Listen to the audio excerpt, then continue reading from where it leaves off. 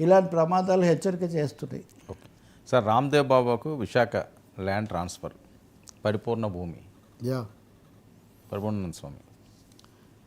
అదే కదా, ఇప్పుడు స్వాములు మారట్లేదు, స్వాములు మారుతారు కానీ భూములు కట్టబెట్టడం మటుకు మారడం లేదు.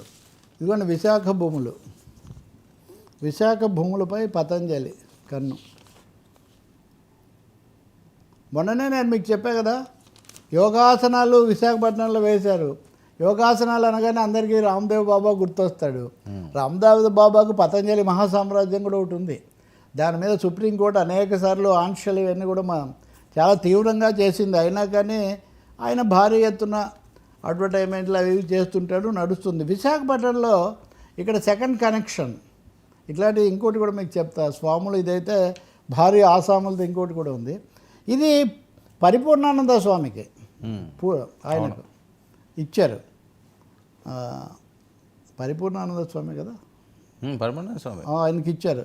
శారదా పీఠానికి ఆయన ఓకే స్వరూపానంద స్వామి. అందుకే సారీ పరిపూర్ణానంద స్వామి గారు ఏమనుకోకండి, స్వరూపానంద స్వామి గారు. ఈ శారదా పీఠానికి భీమిలి మండలం కొత్త వలసలో సర్వే నెంబర్ 102లో 7.40 ఎకరాలు, సర్వే నెంబర్ 103లో 7.3 ఎకరాలు. ఇవన్నీ కూడా సాంస్కృతిక పాఠశాల వేదిక ఎడ్యుకేషన్ కోసమని జగన్ ప్రభుత్వం కేటాయించింది. అప్పుడే దీని విలువ 200 కోట్లు అన్నారు.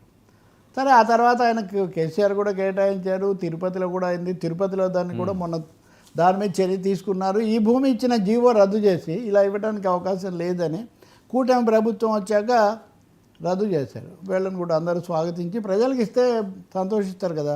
కానీ కాదు, అక్కడ ఇదిగో రామ్దేవ్ బాబా గారు వెళ్ళి అవన్నీ చెక్ చేసుకుంటున్నాడు అధికారులు. ఇదంతా ఈయనకి ఇదే కాకుండా ఇంకా మీరు భూములు చూసుకోండి, మీరు ఎక్కడ సార్ ఇప్పుడు అది జీవో పనిచేయదు అన్నారు, స్వరూపానంద స్వామికి ఇచ్చింది. మరి ఈయనకి ఇచ్చిన జీవో పనిచేయదని రేపు వేరే ప్రభుత్వం అదే అంటే ఇంకా జీవో ఆయన కోరుకున్న విధంగా ఆయన భూమిని ఎంపిక చేసుకున్నాక జీవో తయారవుతుంది.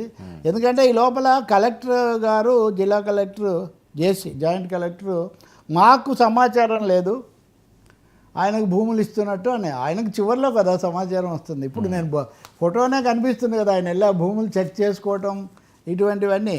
కాబట్టి ప్రతి చోట ఇది ఒక భూముల పందేరంలాగా తయారైపోయిన పరిస్థితి. విశాఖ చుట్టుపక్కల కూడా ఆ రాజధాని 3 రాజధానులు లేకపోతే అప్పుడు అదేదో రిషికొండ దీని చుట్టూ తిరిగింది కానీ ప్రాక్టికల్గా క్షేత్రస్థాయిలో ఏం మార్పు రావట్లేదు. స్వాములు వాళ్ళ కనెక్షన్స్ అవి మారుతున్నాయి కానీ మిగతావేం మారట్లే. దీనికి సంబంధించింది ఇంకోటి నెల్లూరు జిల్లాలో కూడా, అది కూడా భూములదే. షిర్ది కంపెనీ అని ఎలక్ట్రికల్స్ అని జగన్ ఉండగా బాగా పేరు. అది చాలా పనులు వాళ్ళ కోసమే, స్మార్ట్ మీటర్లు ఇవన్నీ. దీని మీద వీళ్ళు కూడా వ్యతిరేకించారు. అంతా అయిపోయింది, ప్రభుత్వం మారింది.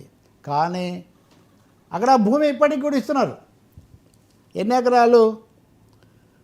కబేర్ అనే గ్రామం, నెల్లూరు జిల్లా ఉలవపాడు మండలం కరేడు అనే గ్రామంలో ఇండోసోల్ కంపెనీ కోసం 8,458 ఎకరాలు సేకరించి మరీ ఇస్తున్నారు. దీని మీద నిరసన తెలిపితే వాళ్ళ మీద ఏదో అరెస్టులు, లాఠీ చార్జీలు ఇలాంటి పరిస్థితి అనమాట. అంటే ఇక్కడ సర్కార్లు మారుతున్నాయి కానీ స్వాములు ఆసాములు ఎందుకు మారడం లేదు? భూముల బదలాయింపులు, ల్యాండ్ ట్రాన్స్ఫర్లు అలాగే ఎందుకు కొనసాగుతున్నాయి? స్మార్ట్ మీటర్లు వద్దు అని వాటిని బద్దలు కొట్టి దాదాపు స్వయంగా లోకేష్తో సహా పవన్ కళ్యాణ్తో సహా చేసిన పరిస్థితి నుంచి ఇప్పుడు మళ్ళీ స్మార్ట్ మీటర్లు ఎందుకు కొనసాగుతున్నాయి?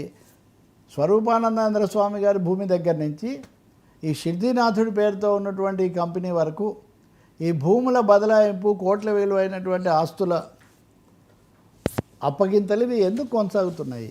ఇది నిన్న చంద్రబాబు నాయుడు గారు ఈరోజు కూడా ఆయన క్వాంటమ్ వ్యాలీ దానికి సంబంధించి వర్క్షాప్ నడుపుతున్నారు, సంతోషం. కానీ అవి ఎప్పుడు మెటీరియలైజ్ అవుతాయి? ఈ లోపల వాళ్ళ దగ్గరికి ఎంత వెళ్తుంది? 15 లక్షల ఉద్యోగాలు వస్తాయని పొద్దు నుంచి గ్రాఫిక్స్ తెగ నడుస్తున్నాయి. 15 లక్షల ఉద్యోగాలంటే చాలా చాలా ఎక్కువ, జాతీయ స్థాయిలో కూడా లేవు.